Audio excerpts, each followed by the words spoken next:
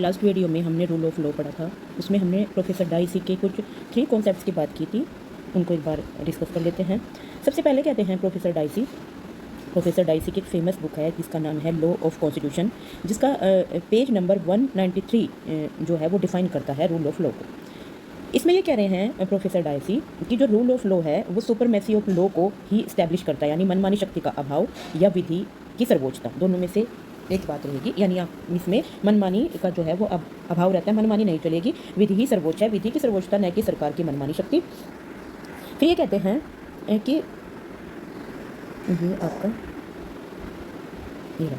फिर ये कह रहे हैं कि अन्य शब्दों में एक व्यक्ति को केवल विधि के उल्लंघन के लिए ही दंडित किया जा सकता है, अन्य किसी बात के लिए दंडित नहीं किया जा सकता। यानी कोई भी पर्सन कोई अनलॉफुल एक्ट करता है तभी उसको पनिश किया जा सकता है, किसी और रीज़न से उसको पनिश नहीं किया जा सकता।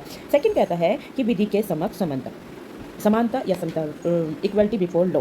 इसका तात्पर्य है कि सभी वर्ग सामान्य विधि के अधीन है, यानी चाहे वो जो भी वर्ग हैं उन्हें सामान्य न्यायालय द्वारा लागू किया जाता है। इसका तात्पर्य है कि कोई भी व्यक्ति विधि के ऊपर नहीं है। इसका एक एक्सेप्शन देख लेते हैं, जो सम्राट है जो कभी गलती नहीं करता। इंग्लैंड में प्रत्येक व्यक्ति चाहे वह साधारण नागरिक हो या आधिकारिक सभी एक विधि को मानने के लिए बाध्य हैं। सरकारी कर्मचारी के लिए जैसा कि फ्रांस में है पृथक न्यायालय है, वो एक एक्सेप्शन हो सकते हैं। थर्ड पॉइंट पे चलते हैं। थर्ड पॉइंट कहता है कि संविधान सामान्य विधि का परिणाम है।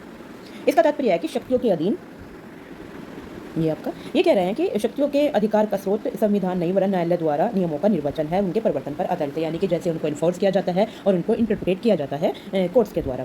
प्रथम दो जो कॉन्सेप्ट हमने देखे हैं, जो एलिमेंट देखे हैं, भारत में लागू होती है, बट जो थर्ड है वो इंडिया में लागू नहीं होता, क्योंकि भारत में व्यक्तियों के अधिकारों का स्रोत संविधान है। विधि के समान संरक्षण प्रोटेक्शन बिफोर लॉ के अधिकार को हमने अमेरिका से लिया है। फिर इसमें विधि, नेक्स्ट पे चलते हैं आपके हम ये कह रहे हैं यहाँ पे कि आपका ये वाला पैरा, विधि शासन राज्य से अपेक्षा करती है कि वह पुलिस द्वारा अभियुक्तों के विरुद्ध किए गए अमानवीय व्यवहार से संरक्षण प्रदान करने के लिए हर संभव उपायों को अपनाए तथा ऐसे लोगों को दंड भी दे। यदि राज्य ऐसा नहीं करता तो विधि शासन पर से लोगों का विश्वास समाप्त हो जाएगा। यही कहता है rule of law. Thank you.